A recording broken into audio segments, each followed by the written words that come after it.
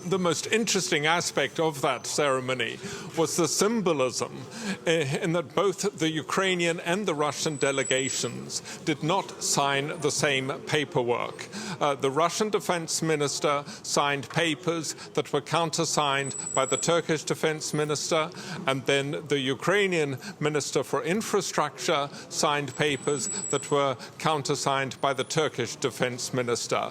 While these signatures were being made, the UN Secretary General and the Turkish President Recep Tayyip Erdogan sat between the two parties and watched. The hostility between Ukraine and Russia is so intense that they wouldn't sign the same pieces of paper.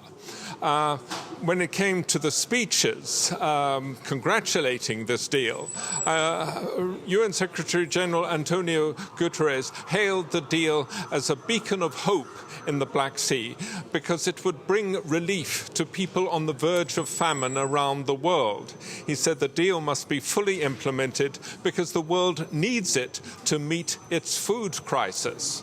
As for the Turkish President Recep Tayyip Erdogan, he said the success of this plan would depend on the role of the international community. In other words, both the international community that is going to monitor the plan, in particular the UN officials and the Turkish officials at the Joint Coordination Center that will be set up here in Istanbul, and that will be watching what happens on those ships going to and from Ukraine in the Black Sea.